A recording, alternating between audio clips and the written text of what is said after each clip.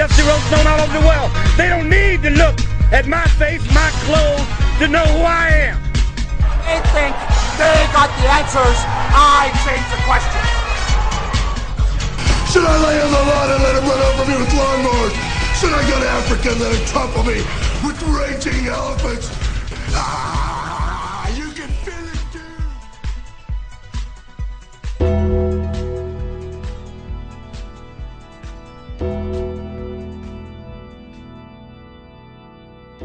That's right. We're back once again. Welcome to WGD Weekly with Steve and the Scum, our weekly wrestling podcast. My name is Steve, and with me now is the Scum. Are you with me, brother? I am with you, my man. Pretty excited to be here, as always, with my longtime tag team partner. Always a pleasure to be a part of a class act and all-around great production with the guys from Wrestling's Glory Days. And I'm really excited this week, Steve, to drop another bombshell, so to speak, on our loyal followers and our listeners. Next week's show, Sunday, August 11th, we're going to bring to you another legendary figure from the Glory Days of Wrestling. Let's just say that next week's show will be, I don't know, should we say will be the stuff, and maybe our listeners will have somewhat of a problem getting enough. Well, that just sounds too sweet to me. Folks, if you haven't tuned in with us before, we're not your typical wrestling podcast. We're a show that touches on the week that was in classic wrestling, specifically from our Facebook forum, Wrestling's Glory Days. We don't focus on the current product, although we'll touch on it from time to time. We won't give you anything related to spoilers. All of our guests, regardless if they are still active in the industry or not, are performers that you remember from the glory days of professional wrestling. You can catch us on YouTube, on our Facebook page, on Twitter at Wrestling's G Days, and now even on iTunes. Tune in every Sunday at 6 p.m. Eastern for a new episode of WGD Weekly with Steve and the Scum. And Scum, we have a huge week this week, and like you said, next week is going to be massive. Isn't that right? It sure is, Steve. I'm pretty excited. As you know, you're very familiar with my wrestling viewership, let's say, an era that got me back into the game, so to speak. WCW Nitro, the late 90s. I think everybody, the old school fan, the Hogan turn, got everyone back on page. The NWO, the biggest thing that was going on. One of the first guys to join and get on board with the you're either with us or you're against us angle that Eric Bischoff put on.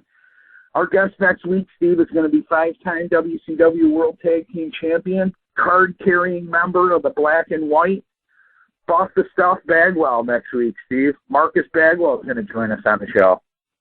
That is fantastic. I can't wait to hear what he has to say. Folks, Buff Bagwell next week, Sunday, August 11th, 6 p.m. Eastern. Tune in, Facebook.com/Wrestling's Glory Days. That's where you're going to find us, WGD Weekly with Steve and the Scum. Brother, let's get right down to business. So let's back up for a second. A few weeks ago, we spoke about the Ultimate Warrior and a possible reconciliation with WWE, specifically with Vince McMahon. So after the Warrior was revealed as downloadable content for WWE 2K14, their new video game, that should come out in October, he hit the media circuit and had some very interesting and flattering comments towards WWE CEO. And in turn, the chairman made a very nice welcome to the Warrior via Twitter. This is Vince's tweet, at Vince McMahon on Twitter. I want to personally welcome Ultimate Warrior back to at WWE. What do you think of Vinnie Mac's tweet to the Warrior, man? Steve, I think we spoke to this a couple weeks back. I'm all for it. I love to see it. I love to see the Warrior back into the fold. I love to see him back into the fold in more than just a video game. I mean, I think the possibilities are endless. I know a little far-fetched, but I threw out there, what about if they had the Warrior, in some capacity, if they also brought in Bill Goldberg, both of them with their quick rises to the top of the organization they were in at different times would seem natural to me. I mean, more realistically, I know everything is far-fetched with as recent as this development is with the Warrior, but I mean, looking at the current roster there, I know we don't usually touch on it, but what if the Warrior came back and had a one-shot deal with someone who's similar to him or similar to Goldberg, maybe not in ring, but in that they had the same quick rise to the top? I mean, what about Warrior coming out and interrupting and doing a program heading into WrestleMania with Ryback? I mean, even a one-shot deal. I mean, or the obvious, I think, that everyone would love to see, and we didn't speak to this when we were talking about the Goldberg possibility, was what about the ultimate revenge at WrestleMania? What about the Warrior comes back and gets into it after all the years that they had? What about he develops the self-destruction of Vince McMahon, Warrior McMahon at WrestleMania? I mean, who would want to see that with all the mud that was slung and everything that was going on? I mean, heck, Vince has been in there with Hulk Hogan after all their problems. Bret Hart came back and they had a WrestleMania match. I mean, Vince has gone with Shawn Michaels. He feuded with Triple H. He feuded with Ric Flair right after the Invasion angle when they had the match at Royal Rumble that year. He feuded with his own son, Shane. I mean, some classic matches and feuds there. I mean, why not the Ultimate Warrior? It's a natural fit. I mean, and people might say, Vince is too old. He's too old to do it. It wasn't that long ago on Raw that Vince came back for that one shot and got in the ring with CM Punk. And personally, I mean, that was as entertaining of an in-ring segment as has been on Raw in years that I've seen. So why not Vince and the Ultimate Warrior at WrestleMania? You know, it's a very, very good point, and that would keep people interested for sure. I'd be glued to the television regardless. But I kind of disagree with you in the sense that if it were to happen and consider what's going on in the current product, and again, we're touching on this maybe a little bit more than we normally do, but I think it's relevant in the sense that we're talking about the Ultimate Warrior. But think about what's going on. There's obviously a rift between Triple H and Vince McMahon with Stephanie in the middle, and, you know, you don't need to read the spoilers to know something's coming down the road. Clearly, they have some sort of a deal going. You could figure out that it would probably culminate in a major pay-per-view and more than likely WrestleMania. That said, what if Vince McMahon buried the hatchet with the Ultimate Warrior and as a manager and as advisor and put the Warrior in the ring against Triple H? But I think either way it would be interesting to see the Ultimate Warrior make a return. And at the very minimum, again, there's always the Rumble. I like to say when you have situations like this, there's always the Rumble. Run them out, have them kill somebody for a couple of minutes, throw a couple of dudes out. It is fanfare and be done. Yeah, well, I hear you either way, Steve, and Triple H is certainly a possibility. I mean, you do have that backstory there. If you wanted to feed off it, when Warrior made that brief return in '96, he came back and absolutely destroyed Triple H in about a minute at WrestleMania 12. No-sold the pedigree, got off, shaking the ropes, ran over him, shoulder block, press, you know, and the place went nuts. So, again, you could, years later, with a career that Triple H has put together since then, you could certainly build the storyline around not only the McMahon family heat with the Ultimate Warrior, but also on a personal level, Triple H, like all these years ago, you came back, you run in, you run right over top of me. And I know that they're probably on good terms now, like we spoke of last time about the burying the hatchet, so to speak, for the fans. And I'm sure that there, you know, any animosity that there has, at least a little bit of it has subsided. So I couldn't, it wouldn't be that far-fetched in my mind to see Triple H, you know, and Warrior doing a program where, as he's become one of the all-time greats since then, many championship runs, DX, you know, the classic feuds with Mick Foley and Shawn Michaels, and too many people to even count. Triple H wants his revenge. You know, last time you were here, pal, you were the big shot coming in and calling the shots. Now you've been gone for 15 years, and guess what? I won the title double-digit times since then, and you ain't the star that I am. So who do you think you are coming back here preaching the same stuff you were way back when? I could see that happening too, Steve. I think either way, I would love to see him in some capacity like that. Bare minimum, even if it doesn't wind up with an in-ring spot, to have the Warrior back in the fold, to have a possible legitimate, you know, compilation DVD, get him in the Hall of Fame, have him back in the WWE family, I think it's great. Personally, all the nonsense over the years, all the bad blood, all the bad words that have been spoken, I'm happy to see the guy back in the fold. You know, that's a fantastic point, Scum. But listen to this. This is where it gets interesting. We talked about Vince McMahon tweeting, "Welcome back," but this is the Warriors' reply. And keep in mind when I read this to you, if you haven't heard it yet, it's obviously on Twitter. But think about this in the sense of the Warrior saying it, not me, but he says, Vince, thank you for all the personal welcome back to the WWE Universe. It is noted and appreciated. But here's where it gets interesting when it comes from the Ultimate Warrior. All the Warriors of parts unknown take pride in being one of the original galaxies of the universe you created. You know, it goes on to say after 17 plus years of battling one another that maybe the stars have finally aligned.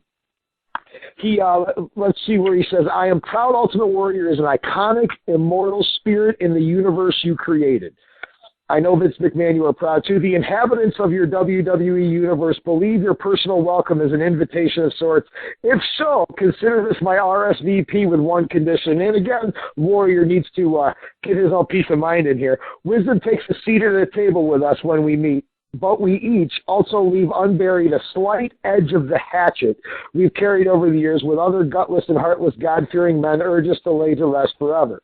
Face it, neither one of us were ever any good at being bored or boring others. So coming prepared to kill one another makes for an interesting backup plan. Always believe, Warrior. So what do you think of that, man? Well, that's easy for you to say and for Warrior to say. I think you left out a few snorts and a couple pounds on your chest while you were reading that, Steve. You got tassels tied around your biceps there when you're reading that, or what? It's tied around my head, I think. Well, you're sprinting around the coffee table in your living room and grabbing onto the counter and shaking it right after you read that, I hope. I'm looking for a cameraman to run over. Yeah, exactly. Well, again, that could be a loaded comment from the Warrior with the end there that kind of almost feeds into what we were just saying. Could be nothing. Could just be him being the Warrior. But that last sentence there about McMahon, almost a challenge, like could it be leading to whether you said Helmsley or McMahon in some way to that family? Could that be a challenge that's being laid down? It could read that way if you look at it. Absolutely. I don't think Vince McMahon would take that lying down. But I would say that the Warrior is more than likely on his way to the WWE Hall of Fame. Yeah. Again, as long as they can coexist, you never know. It's one of those believe it when you see it. If they can continue to be friendly and get along, it's been a long time, where there have been nice words here and there said over the years once in a while, but, it always seems they're rough. So let's just hope that this relationship, stays together, because I'd love to see it. I certainly agree. On a little bit of a different note, WWE, in a sense, has a way of doing some things sometimes, and it's very interesting, is that they did this huge thing with Bruno last year, and it went over and it was very successful. Now, think about that in the sense that WWE sees that as maybe another source of revenue. So what are they going to do every year from here on out? Maybe some big reconciliation with one of the people that everybody knows Vince hates or they hate each other. Do you know what I mean? Maybe this year it could be the Warriors' turn. Maybe next year be Scott Hall's turn. Yeah, well, I don't think that there's necessarily that bad blood there when you talk to some of those guys, Scott Hall, Jake the Snake Roberts, the guys obviously that have been prominent with their, attempts to bring themselves back. I don't think that there was necessarily the bad blood there. I mean, Bruno, he for years was a huge advocate against WWE, on all the talk shows with all the negative stuff that happened, whether it was the Owen death or the Benoit incident. I mean, it seemed like every time you go there was Bruno sitting, in a director's chair on some CNN show or programming and some afternoon talk show, and there's Bruno, speaking out against the Attitude Era and the direction that McMahon took the company. So I don't see that necessarily with the Warrior speaking out. I mean, the Warrior was very aimed and, kind of over the top in his criticism of a lot of people with what he had to say. So I think that you're looking at a different thing. I think with the guys like Scott Hall that you mentioned,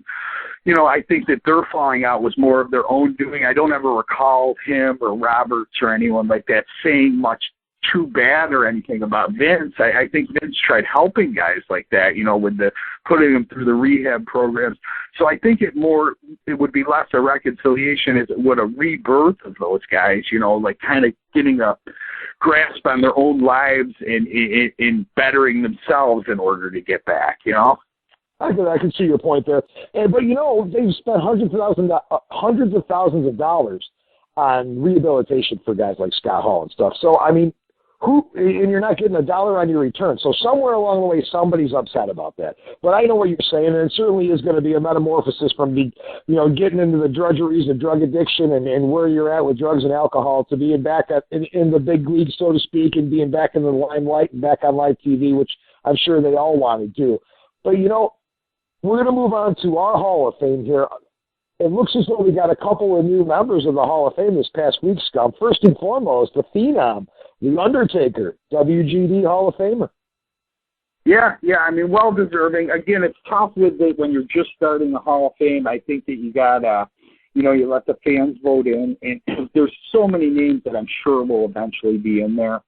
And but going two at a time, again, to go through the proper channels, so to speak, and enshrining people in the WGD Hall of Fame. The Undertaker, well-deserving. I mean, I believe this time around it was guys from the 1990s, which, I mean, who better than the Undertaker from the 1990s? I mean, the guy, his resume speaks for itself.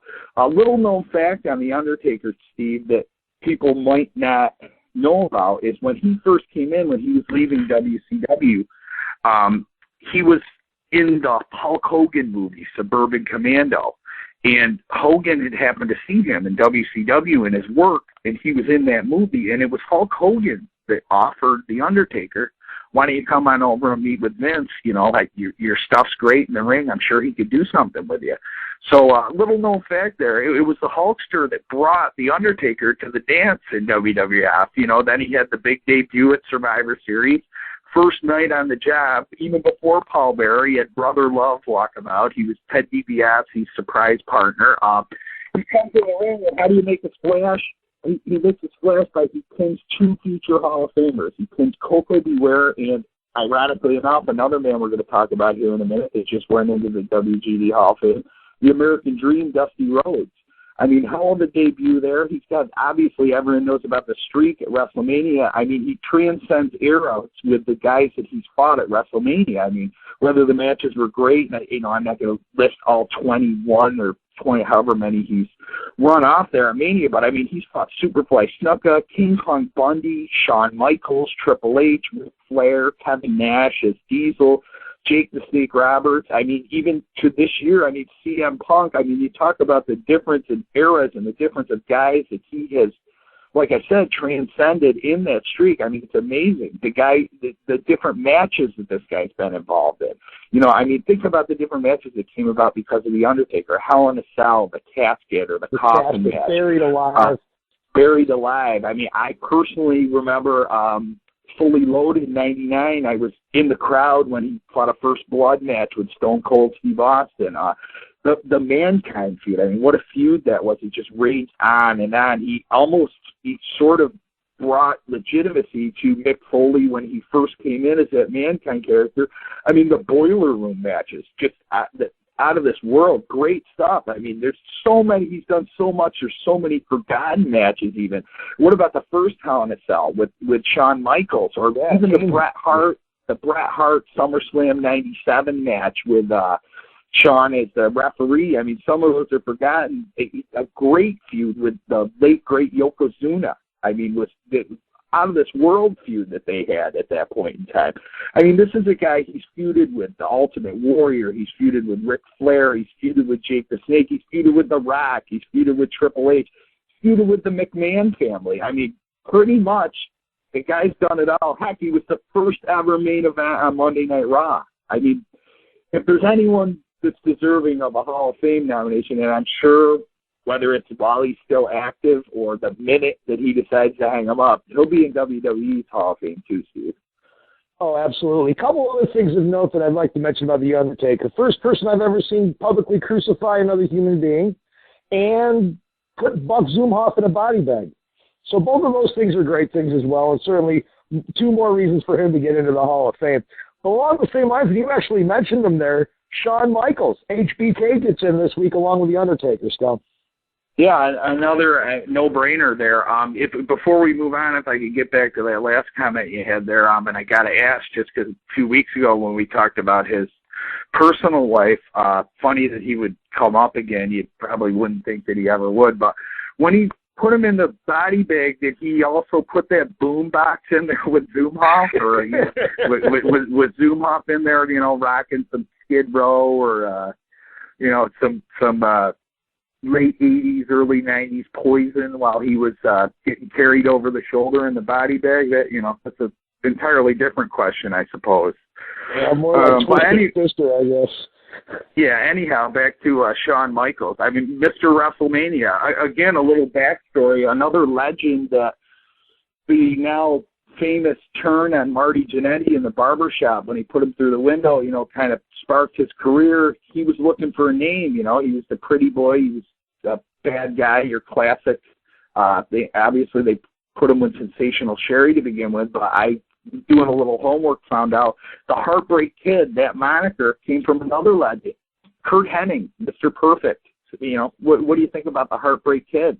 Yeah, I love it. Let's go with it. So a little trivia there. Where did the Heartbreak Kid name come from? Curt Hennig came up with that, Steve. Wow, very, very interesting. I didn't know that until right this very second. Excellent stuff. That's what you're going to catch right here at WGD Weekly, the Scum in his prime. Check these two classic names out. Dusty Rhodes, Rowdy Roddy Piper, walking through the Hall of Fame now with WGD. Yeah, I mean, Dusty Rhodes, come on. One of the best promo guys ever. Roddy Piper, both of them you'd have to put in the top 5, I think. So many people that adapted their style on the microphone comes from either the Dusty Rhodes smooth talking or the Roddy Piper just maniacal, in your face, just right off the top of his head, it would seem like. Always came up with the right thing to say, those Piper's Pits back in the day, classic. Dusty Rhodes, again, another guy, era after era, that was just in the thick of it. When he starting out with Dick Murdoch as the Texas Outlaws, and people I've heard over the years, again, it was a little before my time, but I've heard many people say what a groundbreaking tag team that was. Obviously, the Harley Race and Ric Flair feuds, and he was the face of Florida wrestling, that feud with Kevin Sullivan that seemed to go on for years and years, and then the War Games era in the Four Horsemen feud, and then he even come to WWF, and it almost seemed like because he was that big of a star, that big of a name in the NWA, not that they wanted to see him fail, but they saddled him with the polka dots and almost, the name Virgil came as a, punch in the ribs to Dusty's real name, when he was DiBiase's bodyguard there. He come in and he took that gimmick and he still knocked it out of the park. He had classic feuds with Ted DiBiase and Macho Man Savage. Heck, later in his career, he even had a cup of coffee in the NWO. Rhodes was, you really can't say enough about his spot in the place of wrestling history. And Roddy Piper, the same thing. Steve, one of my favorites ever. Just the legendary feuds, Greg the Hammer, Valentine, the Ric Flair, and then he comes to the WWF and the Piper's Pit and Jimmy Snuka. And what about him interrupting that ceremony and breaking the gold record over Albano's head and the Rock and Wrestling? You had guys like Ozzy and just rock stars at that time. That Dee Snider, I remember on MTV there would be promos and they'd be Hogan's gonna get you, Piper, and it was just a great time for wrestling. And as big as Hulk Hogan got with the mainstream and Mr. T and everyone coming in, if people didn't hate Roddy Piper that much, questionable as to whether it would have been that big of a deal. He one of the all-time, if not the all-time greatest villains ever. Absolutely. And, a couple of things I wanted to say about each one of the guys, a couple of things that stand out. Like Dusty Rhodes, and Paul Ellering touched on this with a Legion of Doom, and I think it actually maybe holds a little bit more water with the Road Warriors. But Dusty, along the same lines in the 1970s, was as mobile around the territories as Andre. He was all over the place. He made appearances everywhere. He had a series of matches with Superstar Billy Graham in Madison Square Garden that were bloodbaths. Chainsaws sticking it out of each other's heads. They were unbelievably bloody matches, back and forth, kicking the daylights out of each other. But then you find him up in the Minnesota AWA. He's down south in Florida Championship Wrestling. He was all over the globe and was as hot a commodity as anybody in the 70s and early 80s and into the mid-80s. And, of course, thereafter, all his backstage stuff. He's put 2 kids through professional wrestling now, Goldust, Cody Rhodes. He's got it in his blood, son of a plumber, the whole thing. smooth as silk on the mic, like you said, and both of them, hand either Dusty Rhodes or Roddy Piper a microphone, sit back and watch and enjoy, because both of them are going to give you a much totally different, like you said, but certainly both entertaining. And Roddy Piper, you touched on it. I was thinking about this as you were saying. You touched on it at the end. WrestleMania would definitely not have been as great if nobody liked Roddy Piper the way they did. Not to mention, he's one of the few people that crossed over into mainstream entertainment, still does. Has a podcast, has a comedy show, was recently on Celebrity Wife Swap. He's still relevant in pop culture today. Piper's one of the most famous to ever walk out of professional wrestling. I feel he's very underrated in the ring, certainly more well-known than most. But like you said, he walked out on MTV and started going crazy about Roddy Piper versus Hulk Hogan at WrestleMania. People hated his guts. People that weren't even involved in wrestling hated that guy. That says a lot for his character. Yeah, it sure does, Steve. And like I was saying, the other thing with Piper is you got, like you were saying, with the mainstream when he crossed over. But when he came back there, after he took the time off from They Live, they were heading into WrestleMania 3. Now, years before Stone Cold was the bad guy that it was popular to cheer, years before the NWO were the cool kids in school, so to speak, and, all of a sudden the bad guys were getting cheered, they had to switch Roddy Piper to a good guy. 1987, I mean, when he came back after that layoff, when he had left, he was a full-fledged bad guy. I mean, he was a heel, is the term they used. He came back, and they pretty much, everybody was cheering him. He wasn't doing anything different. I mean, so 10 years prior to where that became, let's say, fashionable, Roddy Piper was maybe the first guy that they had to change gears on because with the crowds had spoken. I mean, they wanted to cheer the guy. They didn't care what he was doing. And, it brings up another thing that I kind of miss from when I think of the glory days of wrestling is that turn, that change of heart, whether it's going to be a villain or a fan favorite. It was always great to see. It was something huge. It was something that you could play a storyline out for months. And you mentioned Undertaker versus Mankind in those Boiler Room matches. And it raged for months. And to me, that was one of the last remnants of old school feuding where you started to get the monthly pay-per-views coming shortly thereafter.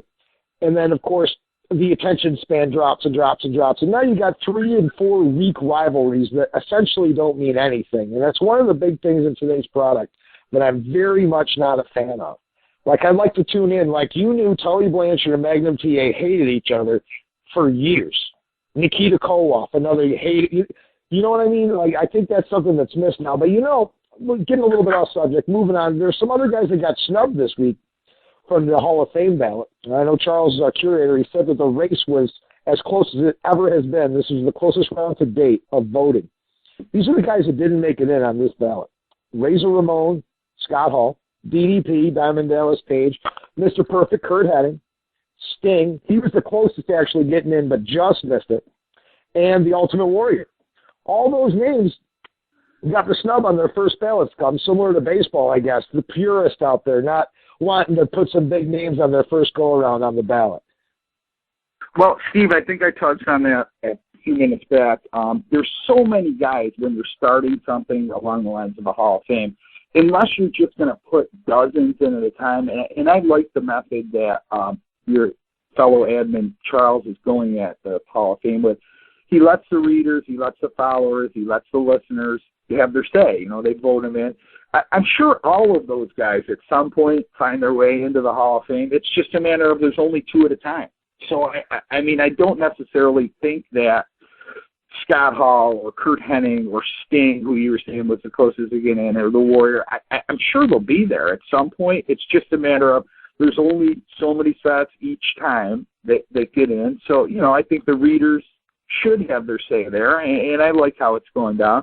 I mean, heck, maybe you get these guys in there by the time. I know you and I have been talking about the possibilities of an actual physical WGD Hall of Fame being built, and some offers have come in from around the world. Some of the leading candidates to host Wrestling's Glory Days Hall of Fame. We've gotten several bids from the outer reaches of your mind wherever he damn well pleases, has put a very a sizable bid in. Obviously, Parts Unknown would be a very obvious spot to host. I mean, within the continental United States, Truth or Consequences, New Mexico, and a surprise bid recently came in from Mudlick, Kentucky. And then even overseas, you look at the foreign market, and we've gotten some serious bids from Deepest, Darkest Africa. The Jungles of Uganda has put in a considerable offer. And one of my personal favorites, I know you, your family, your fiance, the kids, I know you have been a regular vacationer in the Sudan. So I know that's a personal favorite of yours. I don't know how it got there, but Bad Street USA is actually in the Sudan. Interesting. See, the things that you'll learn from Stephen the Scum here every Sunday night. I mean, who would have thought? Jimmy Garvin and Michael Hayes doing that strut, rocking the bandanas right down Main Street in the Sudan. Yeah, it's an amazing geography lesson with Stephen the Scum. A couple other ones that I really always liked. Very simply, From the Orient. Yeah, Japan. Surprisingly enough, out there, most people wear a solid red mask, no shoes, and what would appear to be red pajama pants. Yeah, and actually from, Minneapolis, Minnesota. Right, yeah. Most of them are from, Lower Jersey. Oh, boy. Tacula, Mexico, another one. Tacula has put a bid in.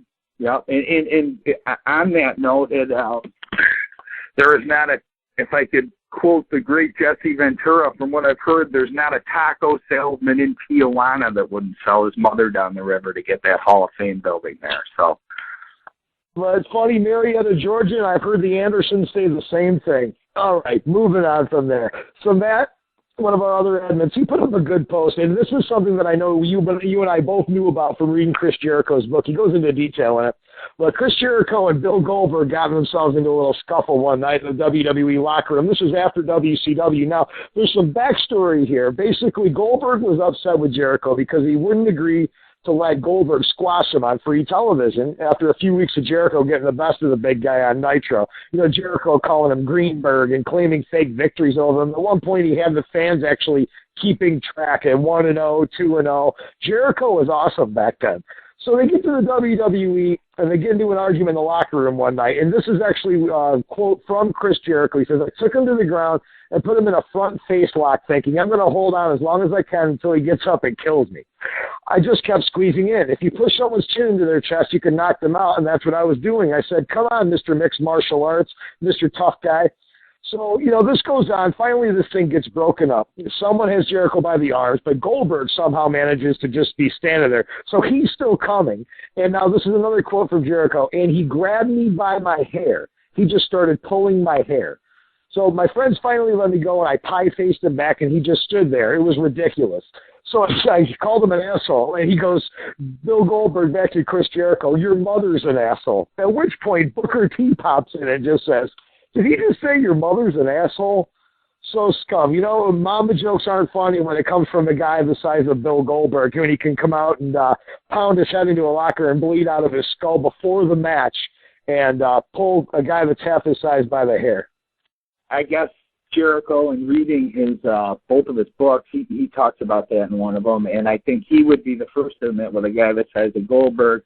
That story's one that's floated around, been trumped up, and a lot of the internet fans don't necessarily feel that Goldberg has the love for the business as some others. So I think maybe it takes on a new life on that level. But I think Jericho was probably pretty happy that Goldberg ducked his head into that front face lock. I mean, hey, hats off to Chris Jericho for wrestling down the animal Goldberg and keeping him at bay, you know what I'm saying? Because the guy is a monster.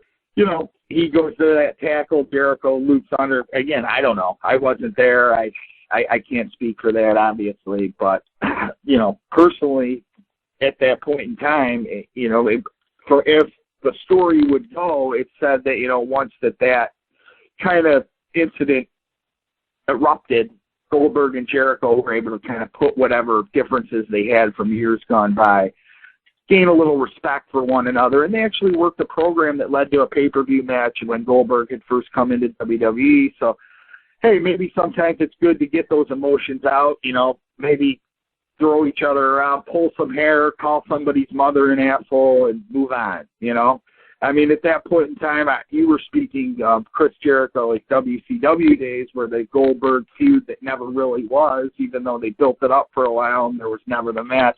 I always thought it was hilarious at that time, that he would mispronounce somebody's name, like Bill Greenberg, or even in his WWE days, when he'd come out and he'd do an interview segment when he first come in, and it was always Michael Cole, and he'd call Mitchell Cole, like on purpose. He doesn't know who it is, and classic feud that I always loved Jericho when he was Cruiserweight champ and he was chasing down Dean Malenko, and Malenko was the man of 1,000 holds. Jericho suddenly was calling himself the man of 1,001 holds, and Dino Machino, and that one time they had the Cruiserweight Invitational and he was the ring announcer. I mean, that was just priceless stuff. Getting back to what I was saying earlier, I brought up that I was, you and I both being from Central New York, a lot of live shows up there, especially in that era. I remember around that time that Goldberg came into WWF.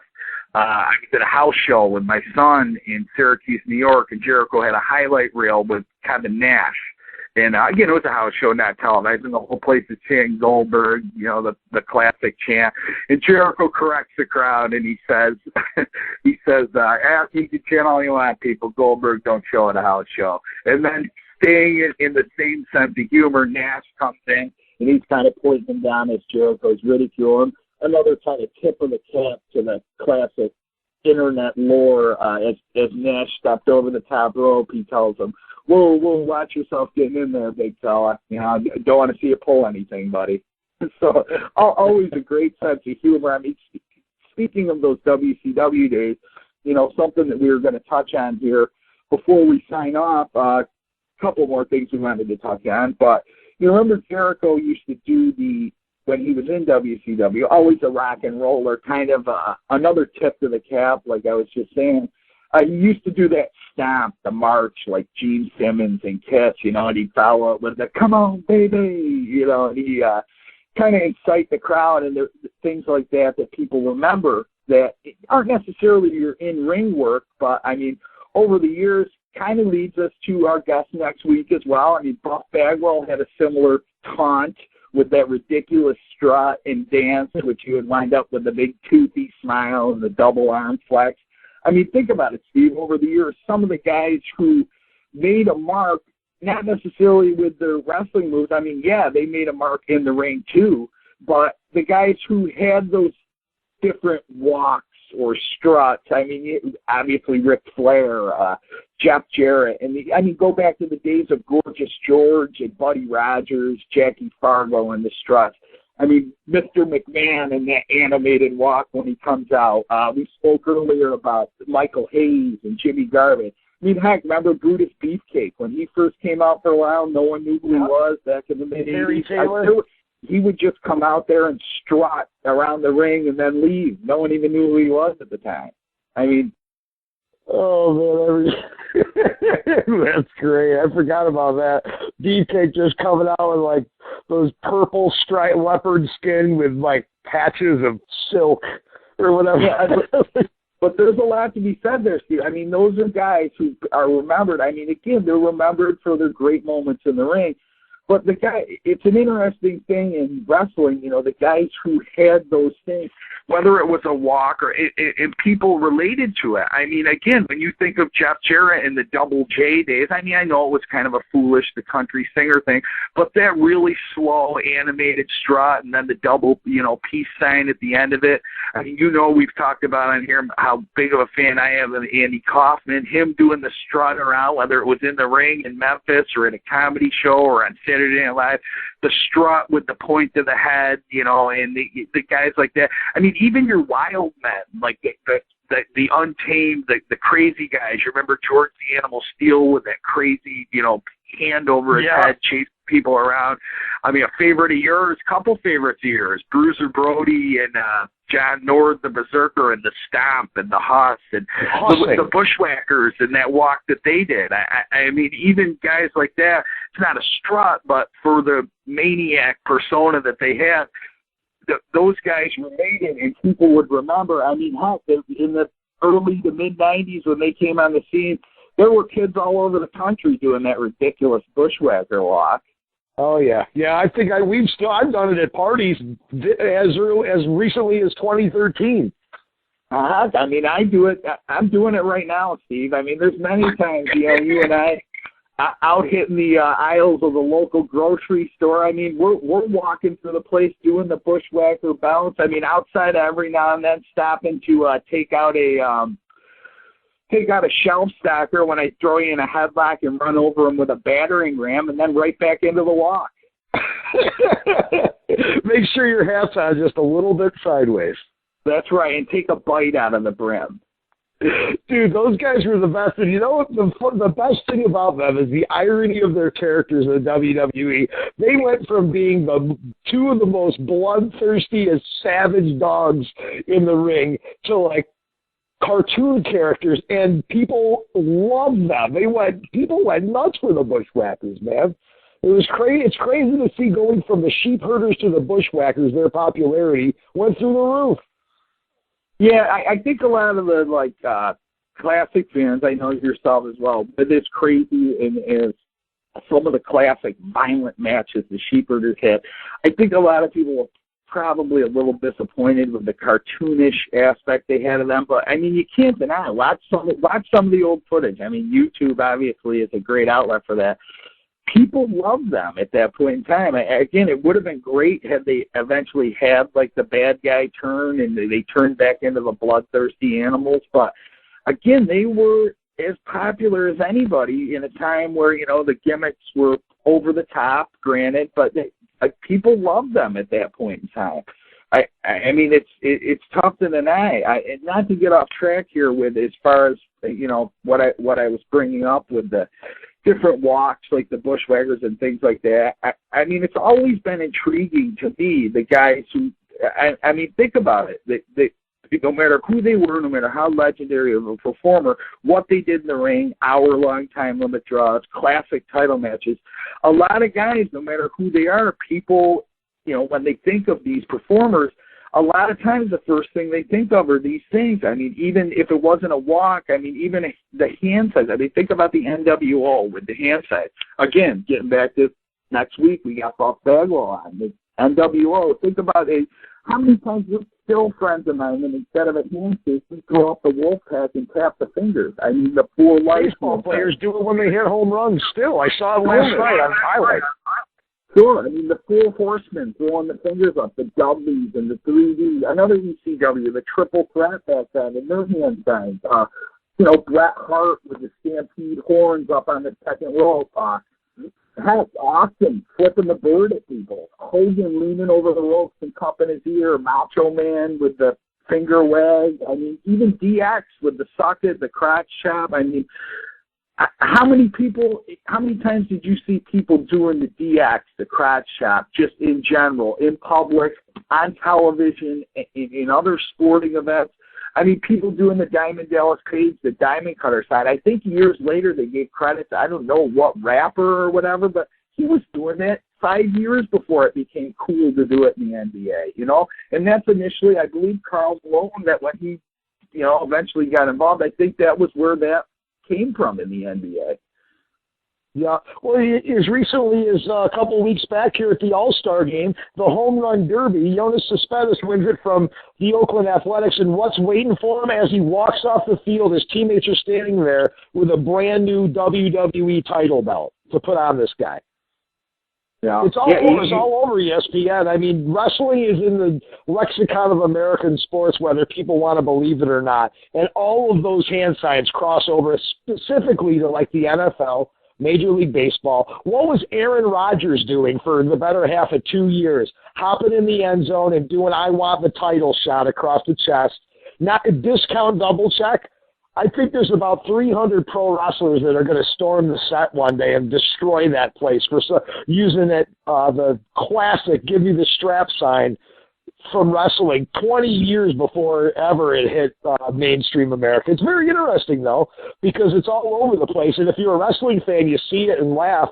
Well, I've mentioned this before. I live in Georgia. I look twice when I go to the gas station. Hey, I live in Atlanta, Georgia. I'm not waiting for the horseman to come out and jump me. I still am concerned.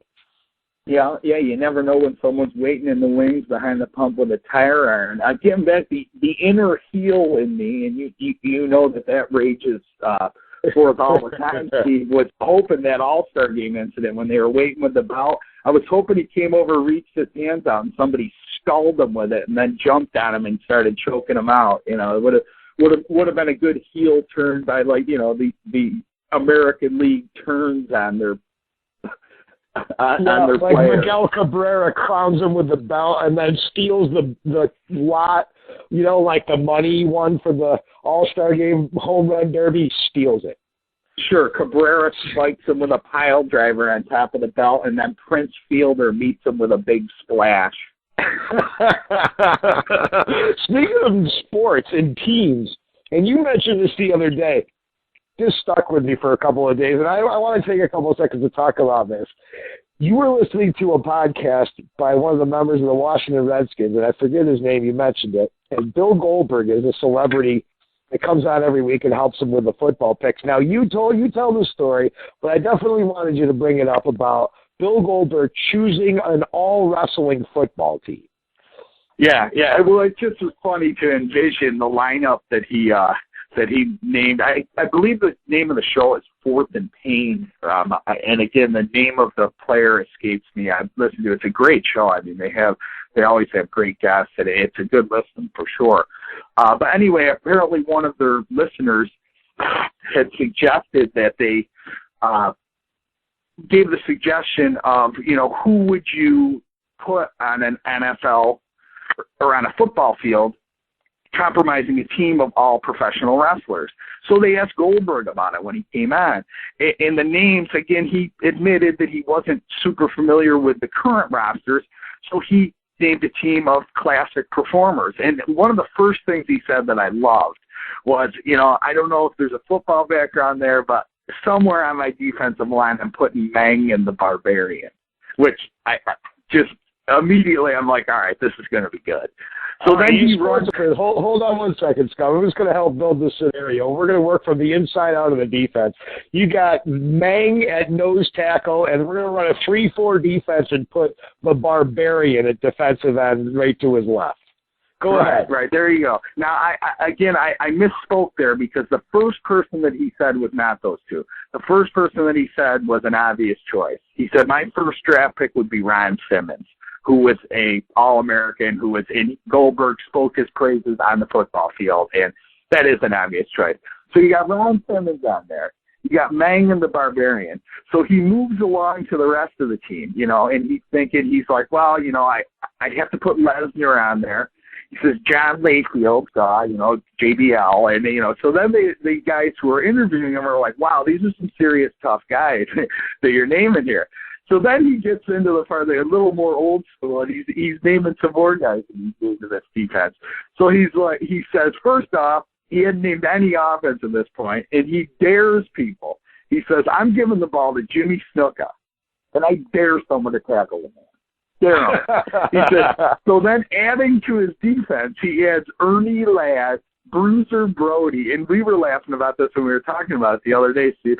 Now, I'm envisioning Brody coming off, like, the end around, like, untouched. There's a quarterback back there sitting away. Now, not Brody in full pads.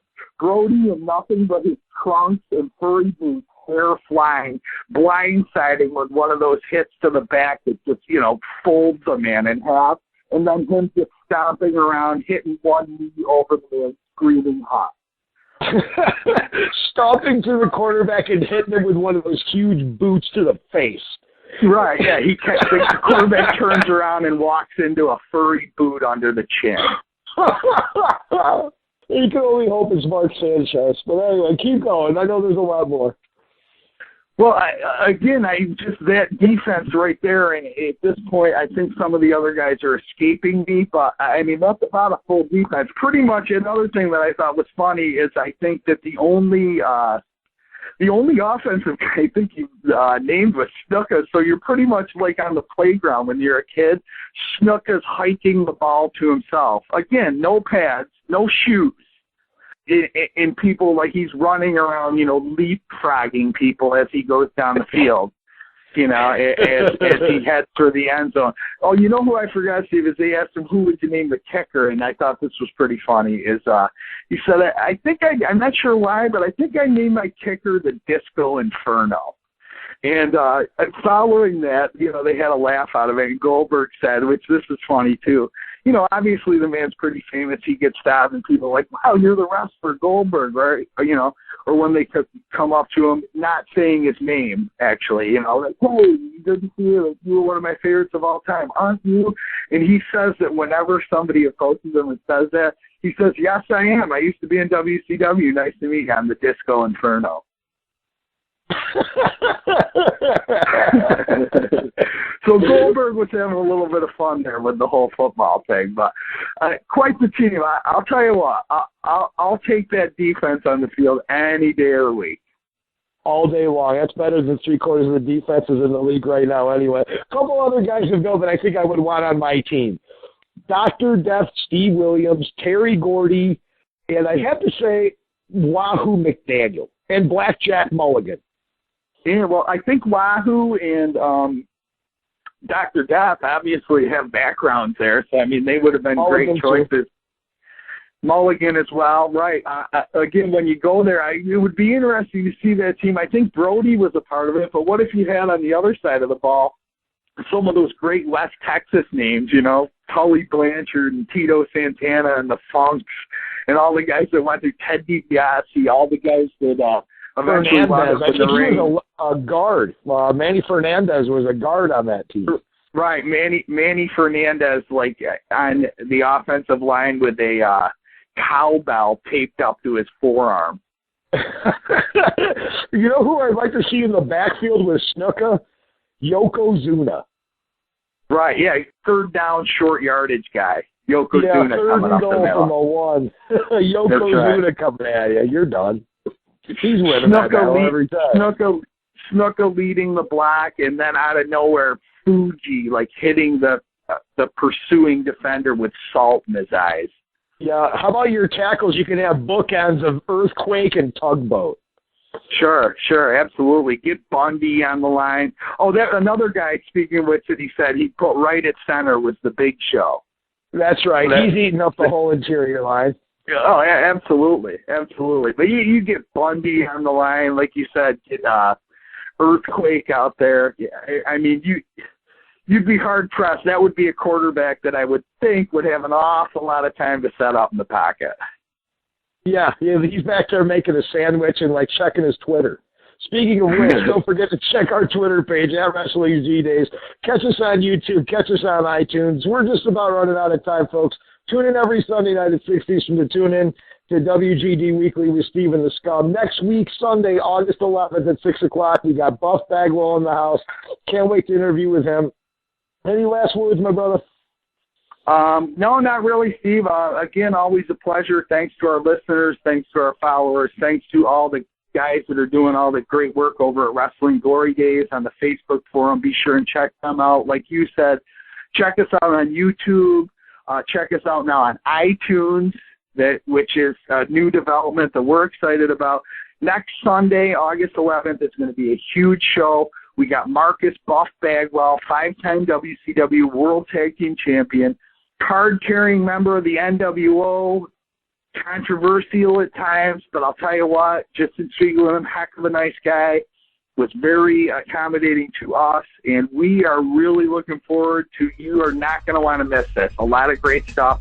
Buff Bagwell next week. Outside of that, Steve, that's all I got. Always, like I said, it's always a pleasure doing business with you, my man, and we'll see you next week.